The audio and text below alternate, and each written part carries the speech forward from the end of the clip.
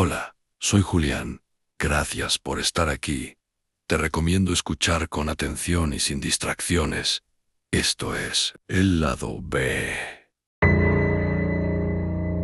Historia 1. Entré a trabajar al asilo San Javier porque necesitaba el dinero y el turno nocturno era lo único disponible. El lugar estaba a las afueras de la ciudad, rodeado de terrenos baldíos y calles sin luz. El edificio era viejo, de concreto, con pasillos largos y techos altos. Desde la primera noche noté que el silencio no era normal, no era descanso, era una sensación constante de espera. Mis funciones eran simples: Yepachij medicamentus, vigilar que los residentes no se levantaran solos y anotar cualquier incidente. La mayoría dormía poco y hablaba mucho. Muchos confundían el presente con recuerdos antiguos, pero eso era normal en un asilo. Lo que empezó a incomodarme fue que varios mencionaban cosas similares sin conocerse entre ellos. A la tercera noche, un residente activó el botón de emergencia. Cuando entré a su cuarto, estaba sentado y completamente despierto. No parecía desorientado. Me dijo que ya habían pasado lista. Le pregunté quién, y respondió que los del turno que nunca se fue. Anoté el incidente como confusión, pero su tono era tranquilo, como si hablara de algo rutinario. Con el paso de los días empecé a notar que ciertos comentarios se repetían entre los residentes, aunque no convivían entre ellos ni compartían horarios. Algunos me preguntaban si ya había llegado el personal antiguo. Otros decían que por las madrugadas alguien revisaba las habitaciones, aunque nadie tocaba la puerta. No lo decían con miedo, lo decían como quien describe una rutina que nunca se interrumpió. Siempre a la misma hora, algo se alteraba. A las 3:17 de la madrugada, las cámaras del pasillo principal se congelaban durante un minuto exacto. No se apagaban, ni perdían señal. Simplemente se detenían. Después, todo volvía a la normalidad. Lo reporté varias veces, pero mantenimiento dijo que no había registros de fallas ni errores en el sistema. Al mismo tiempo se escuchaban pasos en el ala antigua del asilo, una zona cerrada desde hacía años, donde ya no había residentes ni mobiliario. Los pasos eran lentos y constantes, como de alguien haciendo rondines. Nunca corrían, ni se detenían bruscamente. Yo evitaba asomarme, porque no tenía ningún motivo real para estar ahí. Una noche escuché claramente el sonido de llaves avanzando por el pasillo. No era un ruido lejano ni confuso. Era alguien caminando despacio, con un llavero pesado. El sonido se acercó hasta la puerta que divide el área activa del ala antigua. Después escuché cómo probaban la chapa. Me quedé inmóvil y no abrí. Con el paso de los días, empecé a notar que ciertos comentarios se repetían entre los residentes. Aunque no convivían entre ellos ni compartían horarios, algunos me preguntaban si ya había llegado el personal antiguo. Otros decían que por las madrugadas alguien revisaba las habitaciones, aunque nadie tocaba la puerta. No lo decían con miedo, lo decían como quien describe una rutina que nunca se interrumpió. Siempre a la misma hora, algo se alteraba. A las 3:17 de la madrugada, las cámaras del pasillo principal se congelaban durante un minuto exacto. No se apagaban ni perdían señal.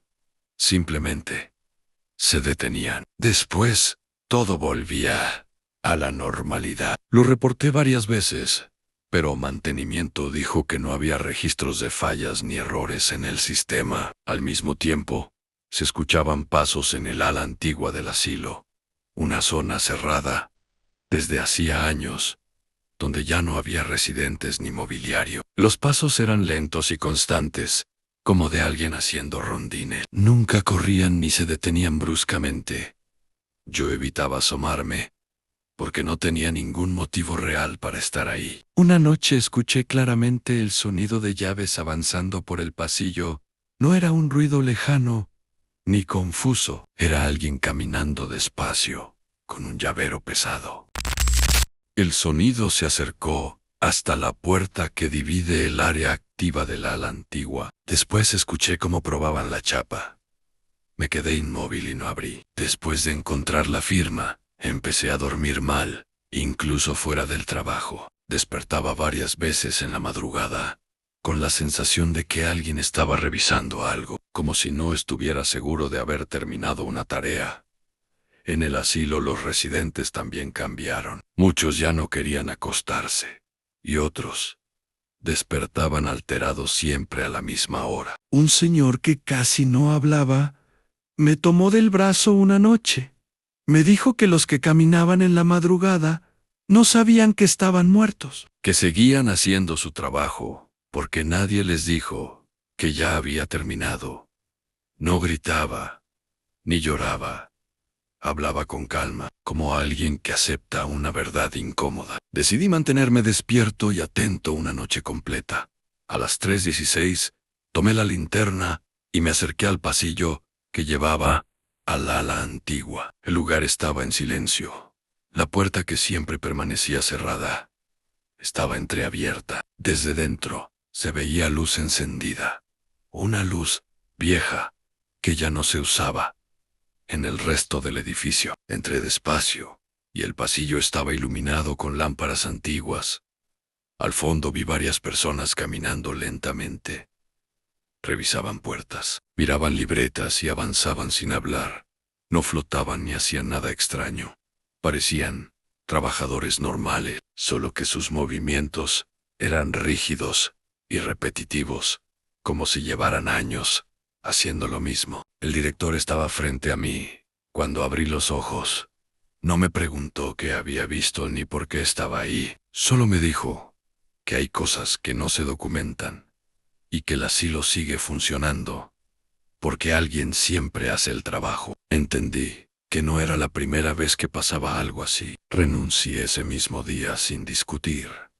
Antes de irme, pasé a despedirme de algunos residentes. Una señora me miró y me dijo que ya me habían visto, que cuando alguien los ve, ya no lo olvida. Me pidió que no regresara de noche, aunque no trabajara ahí, como si eso fuera posible. Desde entonces, hay noches en las que despierto exactamente a las 3:17. Escucho llaves en algún lugar del pasillo de mi casa y siento esa misma presión en el pecho, como si alguien estuviera revisando si sigo donde debería estar, como si aún tuviera un turno pendiente. Historia 2. Llegué al asilo San Gabriel después de quedarme sin empleo. El edificio estaba ubicado en una zona antigua de la ciudad donde las calles se quedaban vacías desde temprano y el ruido del tráfico desaparecía por completo al caer la noche.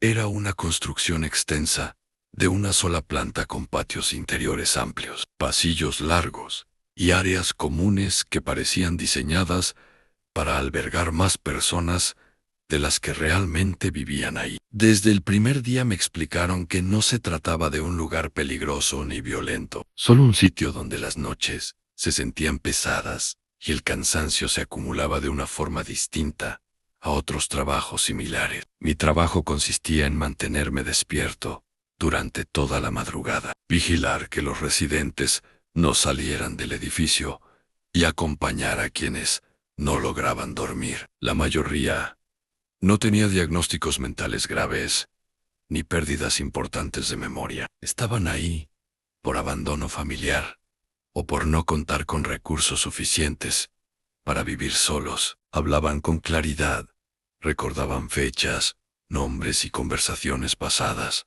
Sabían perfectamente dónde estaban y por qué, lo que hacía que cualquier cosa que decían no pudiera descartarse fácilmente como confusión propia de la edad o del insomnio. Desde las primeras noches noté comportamientos que no encajaban con un simple problema para dormir. Muchos residentes evitaban acostarse completamente en sus camas, preferían dormir sentados, recargados o con el cuerpo apenas inclinado. Dejaban las sábanas casi intactas y las almohadas mal acomodadas. Cuando les pregunté la razón, me dijeron que dormir totalmente acostado hacía que uno se quedara demasiado quieto. Lo explicaban sin miedo ni dramatismo, como quien habla de una incomodidad conocida que se aprende a evitar con el paso del tiempo, porque hacerlo resulta más seguro. Conforme pasaron los días, me di cuenta de que casi nadie cerraba completamente las puertas de sus habitaciones. Siempre dejaban una rendija abierta, una luz encendida, o algún objeto bloqueando el cierre total. Decían que cuando todo estaba cerrado, el edificio se sentía distinto, más cargado, como si los espacios vacíos se llenaran de algo que no necesitaba tocarte para hacerse notar. Algo que no producía ruido ni movimiento evidente, pero que se percibía claramente cuando uno se quedaba demasiado tiempo en silencio. Una madrugada, una residente me pidió que moviera su cama unos centímetros hacia un costado. Explicó que no quería quedar alineada con el pasillo principal. Cuando le pregunté por qué, respondió que así era menos probable que alguien se detuviera a observarla mientras dormía. No levantó la voz, ni mostró nervios. Hablaba con calma y seguridad, como quien sigue reglas básicas aprendidas con el tiempo, porque ignorarlas trae consecuencias incómodas, aunque no siempre puedan explicarse con palabras. Con el paso de las semanas empecé a notar que los residentes no solo evitaban ciertas posiciones para dormir, sino también ciertos trayectos dentro del asilo. Caminaban siguiendo rutas específicas que nunca variaban y parecían calcular cada movimiento. Cuando les pregunté por qué no usaban los pasillos más cortos, me dijeron que ahí era fácil quedarse quieto sin darse cuenta. Lo decían como si quedarse inmóvil fuera algo que pudiera sucederle a cualquiera en el momento menos pensado, y no como una decisión consciente. Poco a poco los residentes comenzaron a reorganizar las áreas comunes sin que nadie se los pidiera. Movían sillas, mesas y sillones siempre a los mismos puntos exactos. Nadie discutía ni preguntaba. Todos parecían saber dónde debía ir cada cosa. Cuando intenté cambiar la disposición para limpiar, me pidieron que lo dejara igual, porque así podía notar si algo se movía durante la noche, cuando nadie estaba mirando directamente. Una noche encontré a varios residentes sentados en la sala principal, todos despiertos y mirando hacia el fondo del pasillo más largo del edificio. No hablaban entre ellos ni parecían cansados. Cuando pregunté qué estaban haciendo, me dijeron que estaban esperando a que pasara. No dijeron que ni cuánto faltaba, solo que después de eso podrían intentar dormir un poco, sin sentir esa presión constante que los mantenía atentos. A partir de esa madrugada, comenzaron a evitar quedarse solos. Se sentaban en pequeños grupos y se acomodaban, de manera que siempre pudieran verse entre ellos. Decían que así era más fácil notar cualquier cambio en el ambiente. Cuando pregunté qué tipo de cambio, me explicaron que no siempre se trataba de ver algo. A veces solo se sentía como una alteración en el aire, cuando alguien se distraía o se quedaba demasiado quieto. Una madrugada, uno de los residentes no regresó a su habitación. Lo encontramos sentado en una silla, al final de un pasillo poco usado. Estaba tranquilo, con los ojos cerrados y sin signos de violencia. El médico dijo que murió dormido, pero yo sabía que no era así. Lo había visto horas antes, completamente despierto y atento. Los demás residentes no mostraron sorpresa y solo movieron la silla para evitar volver a usar ese espacio. Después de esa muerte comenzaron a marcar límites invisibles dentro del edificio. Nadie cruzaba ciertos pasillos después de determinada hora. No había avisos ni reglas escritas. Simplemente todos lo sabían y lo respetaban. Cuando pregunté por qué, me dijeron que el edificio también tenía horarios y que ignorarlo solo hacía que se volviera más insistente. Empecé a sentir que yo también estaba siendo incluido en esas reglas no escritas del asilo. Sin darme cuenta, comencé a evitar ciertos pasillos, a no quedarme quieto demasiado tiempo y a mantener siempre alguna luz encendida cerca de mí, no porque alguien me lo pidiera, sino porque el ambiente se volvía incómodo cuando no lo hacía, como si el edificio respondiera de inmediato a cualquier descuido. Aprendí a moverme sin detenerme y a observar, sin fijar demasiado la mirada, en un solo punto. Una madrugada el cansancio me venció más de lo habitual y sentí la necesidad de sentarme, aunque fuera un momento. Apenas apoyé el cuerpo cuando sentí esa presión familiar en el pecho. Uno de los residentes se acercó lentamente y me pidió que me levantara. Dijo que no era buena idea quedarse quieto cuando ya había aprendido a moverse. No lo dijo con urgencia ni miedo.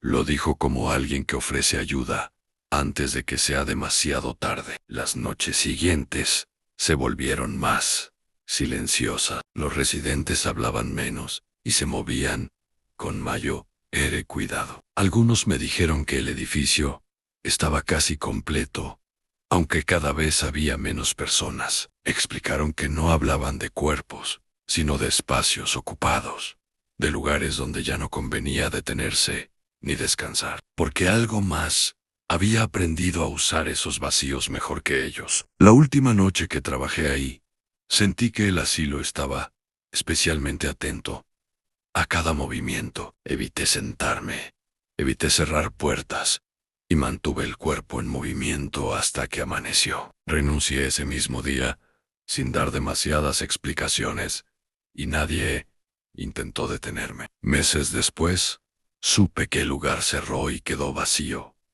aunque dicen que sigue limpio y ordenado, como si todavía hubiera alguien pendiente de que todo permanezca exactamente en su lugar.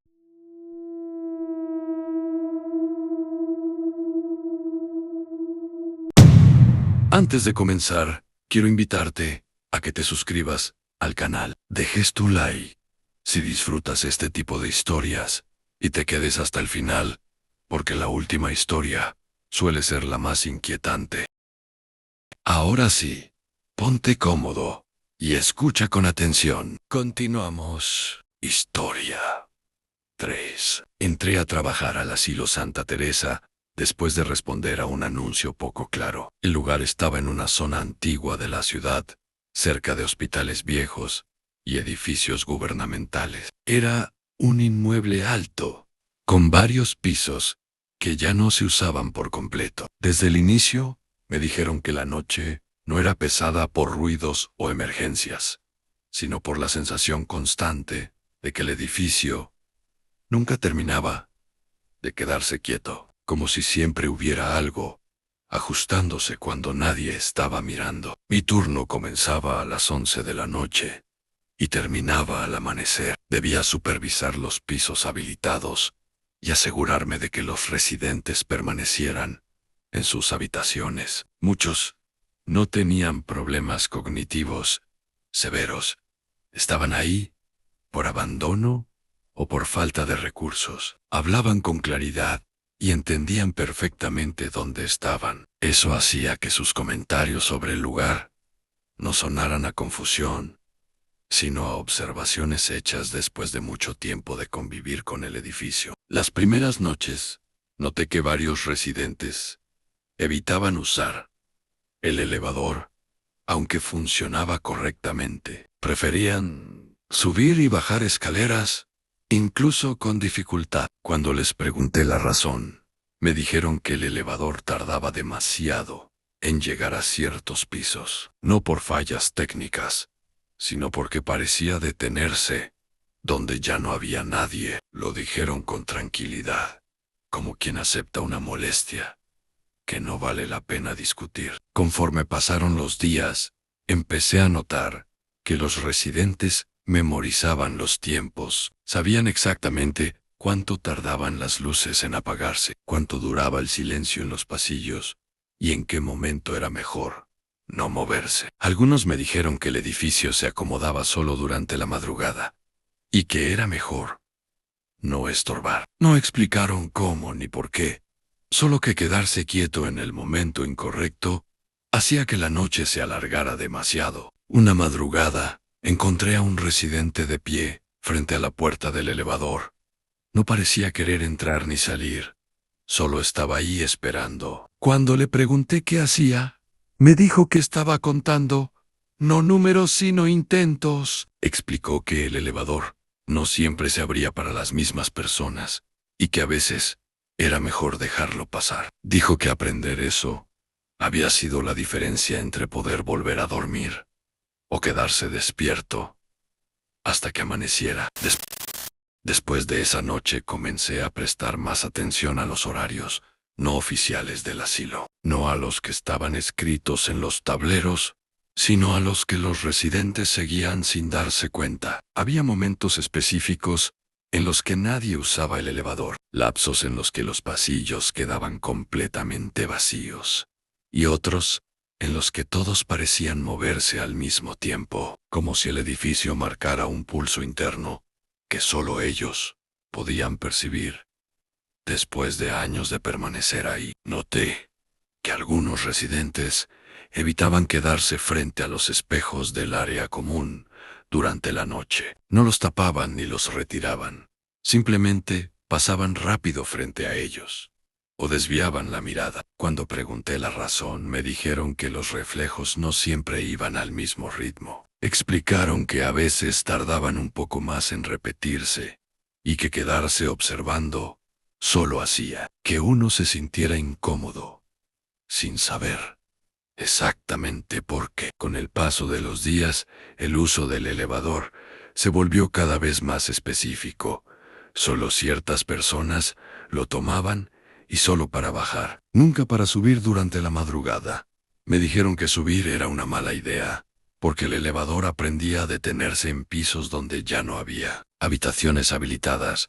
No hablaban de fallas mecánicas, sino de costumbres del edificio que era mejor no provocar. Una noche, el elevador se detuvo en un piso vacío. Mientras yo iba dentro, las puertas no se abrieron, pero las luces parpadearon unos segundos más de lo normal. Sentí una presión fuerte en los oídos y una sensación clara de estar ocupando un espacio que no me correspondía. Cuando por fin continuó su camino, bajé sin mirar atrás y decidí no volver a usarlo durante el resto del turno. A partir de entonces, varios residentes comenzaron a preguntarme si yo también había sentido que el edificio se detenía a pensar. No usaron palabras extrañas, ni hablaron de presencias visibles. Solo dijeron que a veces el lugar parecía evaluar quién entendía cómo moverse y quién no, y que aprender eso a tiempo hacía la diferencia entre terminar el turno cansado o terminarlo completamente despierto hasta el amanecer. Conforme pasaron las semanas, empecé a notar que yo también estaba ajustando mis movimientos, sin pensarlo demasiado. Evitaba quedarme quieto frente a puerta cerrada. Caminaba aunque no tuviera dónde ir, y prefería dar vueltas largas antes que cruzar ciertos puntos del edificio, no porque alguien me lo hubiera pedido, sino porque el ambiente se volvía incómodo cuando no lo hacía, como si el asilo reaccionara de inmediato a cualquier pausa innecesaria. Una madrugada sentí por primera vez que el edificio estaba atento a mí, no de una forma visible ni directa, sino como una presión constante cuando me detenía demasiado tiempo. Era la sensación clara de ocupar un espacio que no estaba destinado a permanecer ocupado. Me moví sin razón aparente, y esa incomodidad desapareció casi de inmediato, como si hubiera entendido el mensaje a tiempo. Los residentes comenzaron a hablarme menos y a observarme más, no con desconfianza, sino con una especie de evaluación silenciosa. Algunos me preguntaban si ya había aprendido a medir los tiempos. No explicaban a qué se referían, pero asentían cuando les decía que prefería mantenerme en movimiento. Uno de ellos me dijo que eso significaba que el edificio todavía no me había elegido un lugar. Una noche, el elevador se activó.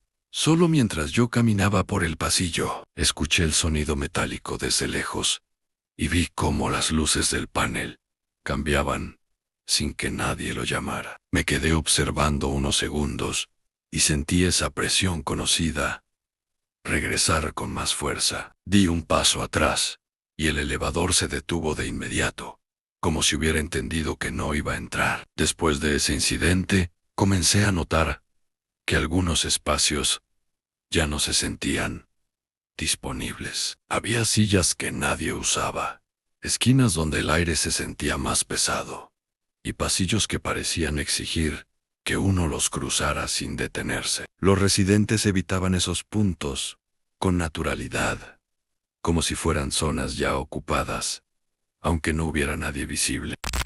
La última semana que trabajé ahí el cansancio se volvió más intenso, no por la falta de sueño, sino por la atención constante que el lugar parecía exigir. Mantenerme alerta, moverme en el momento correcto y no ocupar espacios innecesarios se volvió parte de la rutina. Sentía que si me equivocaba el edificio me asignaría un lugar del que sería difícil levantarme. La última noche, evité sentarme, evité usar el elevador y mantuve el cuerpo en movimiento hasta que amaneció. Renuncié ese mismo día, sin dar demasiadas explicaciones. Tiempo después, supe que el asilo cerró y quedó vacío, aunque dicen que sigue funcionando todo perfectamente, como si aún esperara a alguien que entienda cuándo moverse y cuándo no. Si esta historia te mantuvo atento hasta el final,